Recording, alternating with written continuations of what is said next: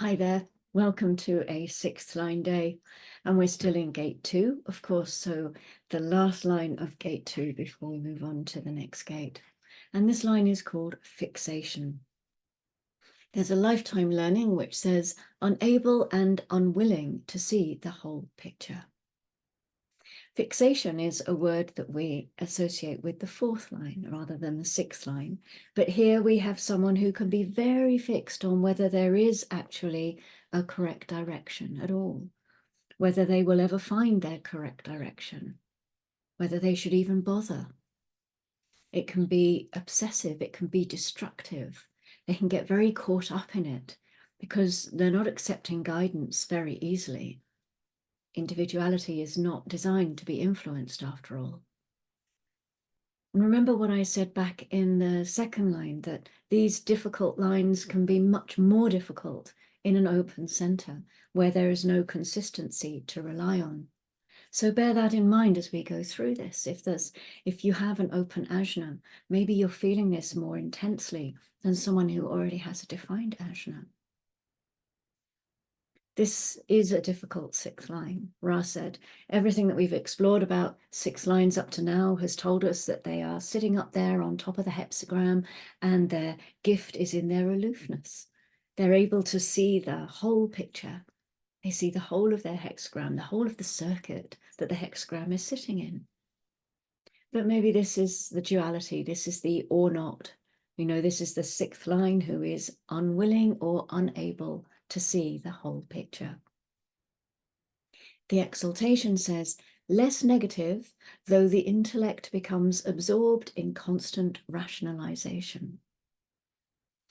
In its early years, the 6th line gets burned by telling everyone the right direction for them, telling them where they should go, how they should get somewhere, wherever it is that they're supposed to be going.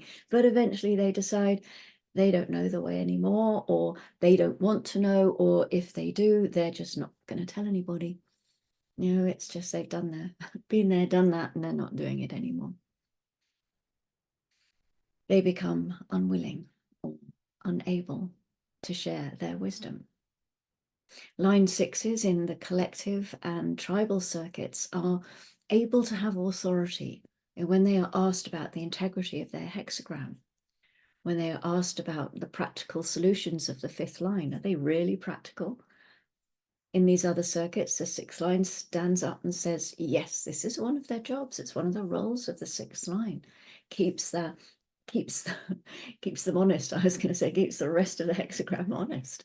But with individuality, they don't really care in the same way. It's more that, and it's also that I suppose they're not equipped to be able to look at the full spectrum. And in this line, it's very clear. It tells us why. And remember with genetic continuity that this is going to follow through. There will be an element of unwillingness and unableness in unableness. Is that a word? It is now. An unwillingness and an unableness. I can't even say it now. To see the whole picture and to communicate it back down, to verify it to the rest of the hexagram. The detriment says the need for security may distort awareness to its ultimate perversion, destructiveness. Ra said that this is a line that is rarely understood. Throughout this gate, there has been a conflict between the exaltation of the self and the detriment, which has been about the ego. It's not a moral position, though. Remember that. It's just part of the experience of the whole. That's all. With our 6th line here, we have the part that is unable to see or unwilling to see the whole picture. They get on with the mundane direction, on dealing with what is on the other side, which is gate 14, which is a sacral gate, which is all about security and making money and bringing rewards into your life, because that's what gate 14 is. It's filling its wagon. It's having the resources. In becoming fixed on the mundane, everything becomes about the ego, and then they don't mutate. This 6th line doesn't mutate. They have all sorts of problems, and it becomes very destructive to them. Mutation is essential for humanity. We have to keep evolving. Stagnation means death, and 6th lines are agents of mutation, in a sense. They're always on the verge of change because they're a transitional line. Right up on the top, they're always looking over at the next hexagram. So it's grounded in the 6th line of gate 1, which is called objectivity. And Ra said that this is subjective objectivity, really. He said you can't get away from the ultimate subjectivity of being who you are out of your design, out of what you actually have. And the 6th line is supposed to be an objective observer of its hexagram, its circuit, seeing the bigger picture, and yet not isolated in that way. It has all the other nuances coming in from all the other activations within its design. It's always being influenced by other things. Whatever forces the 6th line has bumped into in its 3rd line phase, that's going to influence it too. So how can this help to support the 2nd gate, in its unwillingness to see the whole picture?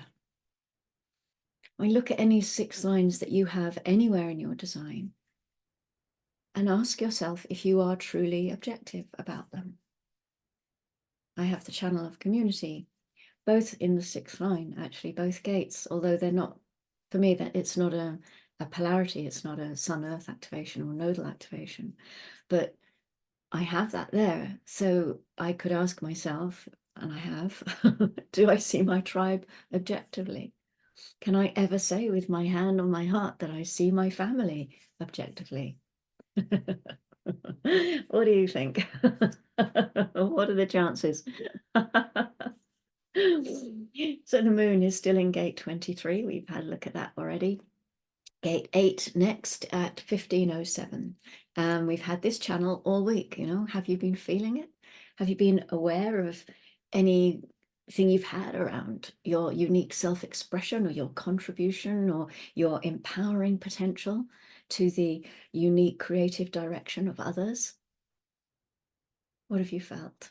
If you'd like to share anything, then that would be lovely. I would very much like to read your comments.